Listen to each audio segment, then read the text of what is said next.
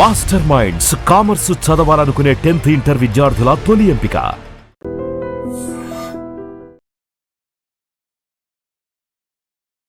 Welcome to iDream. నా పేరు Lumbini. Today we have gastroenterologist Dr. Harsha Teja garu with us. Let's talk to him. Hello sir. Hello అండి. Sir colorectal cancer అంటే ఏంటి and A age వాళ్ళు ఎక్కువగా effect అవుతుంటారు? Colorectal cancer అంటే మన పెద్ద ప్రేగు అండి. మన పెద్ద ప్రేగులో వచ్చే క్యాన్సర్స్ని కోలోరెక్టల్ క్యాన్సర్స్ అంటారు. సో జనరల్గా ఇండియాలో అయితే ఇప్పుడున్న కన్సెన్సస్ ప్రకారం జనరల్గా 45 to 55 ఏజ్ గ్రూప్ వాళ్ళకి చూస్తుంటుంటామండి. సో జనరల్గా కోలోరెక్టల్ క్యాన్సర్స్ని మనం ముందే ఎలా గుర్తుపట్టాలి అనేది చాలామందికి కొంచెం అడ్వాన్స్ అయిన తర్వాత వచ్చే లక్షణాలు ఏంటంటే మోషన్లో బ్లడ్ పడటం, మోషన్ పోవడానికి చాలా అవస్థ పడటం, చాలా ముక్కి వెళ్ళటము, కొంతమందికి రక్త శాతం అనేది తగ్గిపోయి ఆయాసము, కాళ్ళ నొప్పులు, ఆ వీక్నెస్ వల్ల ప్రజెంట్ అయ్యే వాళ్ళు కూడా ఉంటారండి.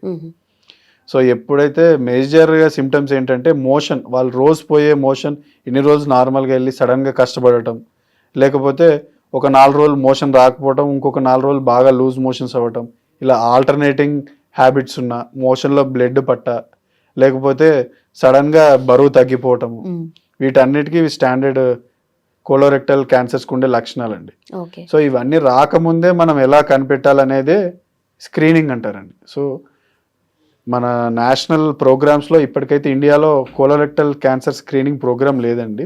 కానీ వెస్టర్న్ వరల్డ్లో జనరల్గా 45 years దాటిన వాళ్ళందరికీ మ్యాండేటరీగా వాళ్ళు కొలనోస్కోపీ చేస్తారు. సో ఈ కొలనోస్కోపీ ఒకసారి చేసి దాంట్లో పాలిప్స్ కానీ ఏం క్యాన్సర్ లేకపోతే ప్రతి 10 సంవత్సరాలకు ఒకసారి చేస్తుంటుంటాం. సో ఇది కొద్దిగా ఇన్వేజివ్ కాబట్టి నాన్ ఇన్వేజివ్ టెస్ట్ కూడా చేస్తామండి. సో మోషన్లో బ్లడ్ పడడానికి ఫీకల్ అకల్ట్ బ్లడ్ టెస్టింగ్ అని ఉంటుంది, FIBT టెస్టింగ్ అని మల్టిపుల్ రకాల టెస్ట్స్ ఉన్నాయి. సో దాంట్లో మోషన్లో బ్లీడ్ ఏమని ఉంటే కంటిన్యూస్గా ఒక 3 days శాంపుల్స్ పంపిస్తాం. ఏదో ఒక్క శాంపుల్లో బ్లడ్ ఉందని ఫ్లాగ్ అయినప్పుడు వెంటనే కొలనోస్కోపీ చేస్తాం. సో ఈ ఫీకల్ టెస్ట్ అనేది మనం ప్రతి పర్సన్కి 45 years తర్వాత ఎవ్రీ ఇయర్లీ చేసి ఎప్పుడైనా పాజిటివ్ వస్తుంటే ఫ్లాగింగ్కి కొలనోస్కోపీ చేయొచ్చు. లేదంటే 45 years దాటిన వాళ్ళందరికీ ఒకసారి లైఫ్ టైంలో కొలనోస్కోపీ చేసి అప్పుడు ఏం లేకపోతే ప్రతి 10 సంవత్సరాలకు ఒకసారి చేయించుకోమని చెప్పొచ్చు. సో ఫ్యామిలీ హిస్టరీలో ఉంటే కూడా వచ్చే ఛాన్సెస్ ఎక్కువ ఉంటాయి? ఫ్యామిలీ హిస్టరీలో ఉంటే వచ్చే ఛాన్సెస్ చాలా ఎక్కువ అండి. వాళ్ళకు ఒక 5 years or 10 years ముందే స్టార్ట్ చేయడం బెటర్ స్క్రీనింగ్ కొలనోస్కోపీ అనేది. 35 years or 40 yearsకి స్టార్ట్ చేసి వాళ్ళని ఫాలోఅప్లో ఎవ్రీ 10 years చూసుకుంటూ ఉండాలండి. సో ఈ టెస్టింగ్ ప్రాసెస్ ఎలా ఉంటుంది సార్? దీనికి జనరల్గా మోషన్స్ అవ్వడానికి ముందు మెడికేషన్స్ ఇస్తామండి, కొలనోస్కోపీ ప్రిపరేషన్ అంటారు. సో ముందు రోజు ఒక 1 to 2 liters తాగిచ్చి ఒక 7-8 times వాటరీ స్టూల్స్ అయిన తర్వాత నెక్స్ట్ డే పరిగడుపున మనం కొలనోస్కోపీ చేస్తుంటాం. సో ఎర్లీ స్టేజ్లో డిటెక్ట్ చేస్తే ట్రీట్ చేయడానికి బెటర్గా ఉంటుంది కదా. సో ఎర్లీ స్టేజ్ అంటే ఎలా డిఫరెన్షియేట్ చేస్తారు? ఎర్లీ స్టేజ్ అంటే జనరల్గా ఏ క్యాన్సర్కైనా 4 stages ఉంటాయండి. అంటే అక్కడ వరకే మన బవెల్ వాల్ అంటారు, దాంట్లో 4 layers ఉంటాయి, మ్యూకోజా, సబ్మ్యూకోజా, మస్క్యులారిస్ అండ్ సిరోజా అంటారు. సో ఎర్లీ స్టేజెస్ అంటే ఆ మ్యూకోజా అంటే అక్కడ మందమే ఉన్న క్యాన్సర్ని మనం గుర్తుపట్టగలిగితే దానికి సర్జరీ లేకుండా ఓన్లీ ఎండోస్కోపీ ద్వారానే వాటిని తీయగలమండి. So that is known as early detection of cancers. So ఇప్పుడు మనం చేసే స్క్రీనింగ్ కొలనోస్కోపీస్ కూడా it is for the early detection and prevention of cancer. ఒకవేళ పాలిప్స్ అంటారు వాటినే ఎక్స్ట్రా గ్రోత్స్. సో ఈ స్క్రీనింగ్ కొలనోస్కోపీలో ఎప్పుడైతే పాలిప్స్ కనపడతాయో అవి తీసేస్తే మనం క్యాన్సర్ ప్రివెన్షన్కి చాలా దోహదపడుతుంది. సో వెస్టర్న్ వరల్డ్లో స్టడీస్ కొలనోస్కోపీ చేయడం వల్ల 50% decrease in cancer rates. So అందుకనే వాళ్ళ నార్మల్ నేషనల్ ప్రోగ్రామ్స్లో కొలనోస్కోపీ వాళ్ళు ఇంట్రడ్యూస్ చేసేసారు. ఓన్లీ కొలనోస్కోపీ వల్లనే వాళ్ళు ఒక 50% ఆఫ్ కోలోరెక్టల్ క్యాన్సర్స్ తగ్గించగలిగారు. కానీ ఇండియాలో ఉన్న పాపులేషన్కి మన దగ్గర కోలాన్ క్యాన్సర్స్ ఫ్రీక్వెన్సీ చాలా తక్కువ కాబట్టి ఇంకా నేషనల్ పాలసీస్ ఏం రాలేవు. కానీ అందరు పర్సనల్ ఇంట్రెస్ట్ తీసుకొని ఎవరిది వాళ్ళది 45 years దాటిన తర్వాత చెక్ చేయించుకోవడం మంచిదండి. బట్ ఇది లోవర్ సెక్షన్ ఆఫ్ ద పాపులేషన్కి అంత అవేర్నెస్ లేదు. సో కోలోరెక్టల్ క్యాన్సర్ గురించి కానీ సిమ్టమ్స్ గురించి కానీ అంత ఉండదు కదా సార్? అవునండి. సో అందుకనే national awareness programs, health weeks ఇలాగా రిపీటెడ్గా మనం పెడితే ఓవర్ ద టైం జనాలకి ఒక అవేర్నెస్ వస్తుంది, ఓవర్ ద టైం అది స్ట్రీమ్ లైన్ అవుతుంది. సో అందుకనే దాంతోపాటు మన లైఫ్ స్టైల్ చేంజ్ వల్లనే ఇండియాలో క్యాన్సర్ రేట్స్ అనేది పెరుగుతున్నాయి. అంటే మనం తినే రెడ్ మీట్, ప్రాసెస్డ్ ఫుడ్, వీటి వల్ల కోలాన్ క్యాన్సర్ ఇన్సిడెన్స్ అనేది చాలా పెరిగిందండి. సో లైఫ్ స్టైల్ చేంజ్తో పాటు రెగ్యులర్ స్క్రీనింగ్కి మనం పీపుల్ని మనం మొబిలైజ్ చేయగలిగితే we can decrease the deaths secondary to cancers. Okay. So ఈ కొలనోస్కోపీ ప్రొసీజర్ ఏదైతే ఉంటుందో అది కొంచెం పెయిన్ఫుల్గా ఉంటుంది అని కూడా ఒకటి ఉంది ఐడియా. బట్ అంటే నిజంగా అంత పెయిన్ఫుల్ ఉంటుందా, లేదంటే అండర్ సెడేషన్ చేస్తారా? సో ఇప్పుడు మెజారిటీ ఆఫ్ హాస్పిటల్స్లో అందరూ సెడేషన్లో చేస్తున్నారు, కానీ సెడేషన్ లేకపోయినా అది పెయిన్ఫుల్ ఉంటుంది. కానీ it's benefit of our own కాబట్టి ఒక వన్స్ ఇన్ 10 years కాబట్టి చేయించుకోవటం బెటర్ అనేది నా ఒపీనియన్. సార్ న్యూ బోర్న్ కిడ్స్కి ఎప్పుడు ఫీడింగ్ స్టార్ట్ చేయొచ్చు? ఎక్స్టర్నల్ ఫీడింగ్ లైక్ ఫుడ్ కానీ, కొంతమంది పెద్దవాళ్ళు అయితే తేనెనో లేదంటే చక్కెర నీళ్ళో లేదంటే బర్రెపాలు ఇవన్నీ స్టార్ట్ చేస్తూ ఉంటారు కదా ఎర్లీ స్టేజెస్లోని. సో ఏ ఫేజ్లో స్టార్ట్ చేయొచ్చు యాక్చువల్లీ? సో జనరల్గా పుట్టిన పిల్లలకి 6 నెలల వరకు అసలు ఎక్స్టర్నల్ ఫీడ్ అనేది అసలు ఇవ్వకూడదండి. సో ఎందుకంటే వాళ్ళ గట్ డెవలప్మెంట్ కానీ వాళ్ళకు ఉండే ఇమ్యూనిటీ కానీ ఫస్ట్ 6 monthsలో చాలా తక్కువ అండి. సో మదర్ మిల్క్లో ఏంటంటే వాళ్ళకి కావాల్సిన యాంటీబాడీస్ ఆర్ ఇమ్యూనిటీకి సరిపడా కావాల్సిన ప్రోటీన్స్ అనేవి ఆ మిల్క్ ద్వారా వాళ్ళు కలెక్ట్ చేసుకొని వాళ్ళ గట్ని డెవలప్ చేస్తుంటారు, వాళ్ళ ఇమ్యూనిటీని కూడా డెవలప్ చేసుకుంటుంటారు. కానీ అదే చాలామంది ఏం చేస్తుంటారంటే ఈ 6 నెలలలోపే సరిపోకపోయినా కానీ ఏమైనా అయినా కానీ వెంటనే ఈ చక్కెర నీళ్ళు పోయటము, తేనె నాకించడం చేస్తుంటారు. కానీ దానివల్ల ఏమవుతుందంటే దాంట్లో ఉండే ఎక్స్టర్నల్ బ్యాక్టీరియా కానీ వైరస్ వల్ల వాళ్ళ గట్ అనేది ఎఫెక్ట్ అవుతుంది. దాన్ని కౌంటరాక్ట్ చేసే యాంటీబాడీస్ వాళ్ళకు ఉండవు.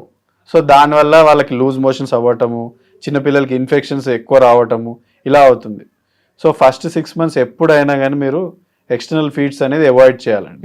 6 months to 1 year అనేది along with mother feed external feed start చేయొచ్చండి. ఎందుకంటే ఆ 6 monthsలో వాళ్ళ గట్ ఇమ్యూనిటీ అలాగే వాళ్ళ నార్మల్ ఇమ్యూనిటీ అనేది డెవలప్ అవుతుంది కాబట్టి దే కెన్ టాలరేట్. అది కూడా ఎప్పుడైనా కానీ ఒకటేసారి అన్ని ఫుడ్స్ పెట్టేయకూడదండి, single food at a time. So that వాళ్ళ గట్ అనేది దానికి ఎక్లిమటైజ్ అవుతూ ఓవర్ ద టైం వాళ్ళు దానికి సరిపడా ఇమ్యూనిటీ డెవలప్ చేసుకుంటుంటారు. ఎందుకంటే మనం తినే ప్రతి ఫుడ్ అయినా వాటర్ అయినా దాంట్లో some amount of good or bacteria ఉంటూనే ఉంటాయి. సో 6 months తర్వాత తల్లిపాలతో పాటు ఒక్కొక్కసారి ఒక్కొక్క ఫుడ్డే స్టార్ట్ చేస్తూ దానికి పిల్లవాడు అలవాటు పడ్డ తర్వాత సెకండ్ది స్టార్ట్ చేయటం బెటర్. ఎందుకంటే 6 months తర్వాత తల్లిపాలతోటి వాళ్ళకి సరిపడా ప్రోటీన్స్ వాళ్ళ వెయిట్ గెయిన్కి సరిపోవు. అట్లాంటప్పుడు మనం మెల్లగా ఇంట్రడ్యూస్ చేస్తూ 6 months తర్వాత ఒక్కొక్క ఫుడ్ ద్వారా ఎలర్జీ ఏమైనా ఉన్నదా వాళ్ళకి పడకపోతే దాన్ని అవాయిడ్ చేస్తూ ఓవర్ ద టైం మీరు పిల్లలకి డైట్ డెవలప్ చేయొచ్చు. కానీ ఎప్పుడు కానీ ప్రాసెస్డ్ ఫుడ్స్ పిల్లలకి ఎప్పుడు 2 సంవత్సరాల బిలో ఉన్న పిల్లలకి ఎప్పుడు ఇవ్వకూడదండి. ఎందుకంటే ఆ ప్రాసెస్ ఫుడ్ వల్ల వాళ్ళ బాడీలో ఉండే గట్ బ్యాక్టీరియా అనేది వాటిని డైజెస్ట్ చేయడానికి సెట్ ఉండదు. సో దానికోసమే నా గుడ్ బ్యాక్టీరియా అంతా తగ్గిపోయి బ్యాడ్ బ్యాక్టీరియా అనేవి పెరిగిపోతుంటాయి. సో ఇప్పుడున్న జనరేషన్లో చాలా మంది ఈ పిజ్జాలు, బర్గర్లు, చాక్లెట్స్ చిన్నప్పటి నుంచే వాళ్ళు బయటకు వెళ్తే పిల్లోడు అడగంగానే ఇప్పించి తినిపేసి చేస్తుంటారు. కానీ దానివల్ల వాళ్ళకి లైఫ్లో ఆ గట్ డైవర్సిటీ అనేది మొత్తం డిస్టర్బ్ అయిపోయి వాళ్ళకి ఫ్యూచర్లో మల్టిపుల్ గట్ రిలేటెడ్ డిసీజెస్ రావడానికి దోహదపడుతుంది. So try to avoid out side food till 2 years and up to 6 months only mother feed. So ఇప్పుడున్న కిడ్స్కి మీరు అన్నట్టుగా నిజంగా బయటకు వెళ్తే ఇలాంటి జంక్ అనేది చాలా ఈజీగా అవైలబుల్గా ఉంది అండ్ పేరెంట్స్ కూడా కాదని లేక పెడుతూ ఉన్నారు. ఒకప్పుడు అయితే నాకు తెలిసి ఇంత పొల్యూటెడ్గా ఉండలేదు కిడ్స్ కదా. సో కమింగ్ టు అగైన్ మళ్ళీ ఫుడ్ గురించి మాట్లాడితే వీళ్ళకి ఏ స్టేజ్లో ఏ కైండ్ ఆఫ్ ఫుడ్ని అలవాటు చేయొచ్చు? ఎందుకంటే కొంతమంది తింటున్నప్పుడే నాన్ వెజ్ కూడా కొంచెం అట్లా పెట్టడమో లైట్గా చేస్తూ ఉంటారు కదా పేరెంట్స్. సో అది ఎప్పుడు అవాయిడ్ చేయాలి? సో వెజ్ నాన్ వెజ్ అని కాదండి, బేసికల్గా first 6 months as we discussed only mother milk. So 6 months తర్వాత ఈజీలీ డైజెస్టబుల్ అంటే ఇప్పుడు పప్పును కానీ లేకపోతే రైస్ లాంటివి ఏదన్నా మెత్తగా ఉడికిచ్చేసి వాటిని ఈజీలీ డైజెస్టబుల్ ఫామ్కి చేంజ్ చేసి పిల్లలకి ఇవ్వాలండి. ఓకే. సో ఏదైతే ఈజీగా డైజెస్ట్ అవుతుందో, లేకపోతే ఫర్ ఎగ్జాంపుల్ పండ్లలో తీసుకుంటే అరటి పండ్లు లాంటివి మెత్తగా చేసి పెట్టడము, పప్పును ఉడకబెట్టి పెట్టడము, రైస్ని కూడా బాగా మెత్తగా చేసి వాళ్ళకి అప్పటికి పళ్ళు కూడా గ్రో కావడానికి టైం పడుతుంది కాబట్టి స్మాష్ చేసేసి రైస్ లాంటివి పెట్టడము. నాన్ వెజ్ లాంటివి పెట్టచ్చు కానీ it takes digestion so much long time. So ఎప్పుడైనా ఇంట్రడ్యూస్ చేసేటప్పుడు వెరీ మినిమల్ అమౌంట్ తోటి ఇంట్రడ్యూస్ చేస్తూ దానికి నాన్ వెజ్ కానీ ఏది ట్యాగ్ చేయకుండా స్లోగా ప్రోటీన్ అనేది ఇంట్రడ్యూస్ చేయాలి. And don't forget to subscribe to iDream. And for more videos, please subscribe to iDream. Please subscribe to iDream. Please subscribe iDream. And please subscribe to iDream. For more videos, subscribe to iDream. Please like, share and subscribe to the channel. Congratulations, iDream. Subscribe to iDream. Subscribe to iDream. So subscribe to iDream Media. iDream team అందరికి huge congratulations. Please subscribe iDream Media. Please subscribe to iDream. Subscribe iDream. Please subscribe to iDream. iDream అంటే నా కళల channel subscribe చేసుకున్న నోరు తిరుగుతలేదు, మీరైతే గంట గుర్తు కొట్టండి. For more such videos, please subscribe to iDream. Subscribe to iDream. Please subscribe to iDream. Please subscribe iDream Media. Please do subscribe to iDream. Please subscribe to iDream Media. For best entertainment and information, please subscribe iDream.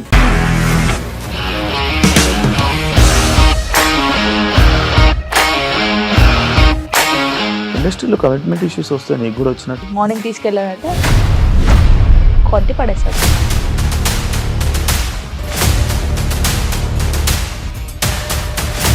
ఒక్కళ్ళు కూడా చూడలేదు ఈ cinema అని చెప్పడానికి కూడా చాలా ధైర్యం కావాలి. అది నిజం కదా, దాంట్లో ధైర్యం ఏంటి? ఇది నెక్స్ట్ డే ప్లేట్ మార్చేస్తే తప్పు కదా. As of now, we are comfortable this అని నేను అనుకుంటున్నాను. రష్మిక గారిది మీది ఒకే ఊరు అంట కదా?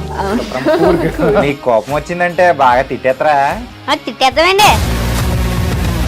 నిజంగా గేమ్ ని ఎలా చేంజ్ చేయగలిగారు? ఏపీఎస్ఎఫ్సి వాళ్ళకి 6 నెలల్లో నేను 6 లక్షలు కట్టా. బిజినెస్ చేయాలనుకుంటే it is as difficult as riding a tiger.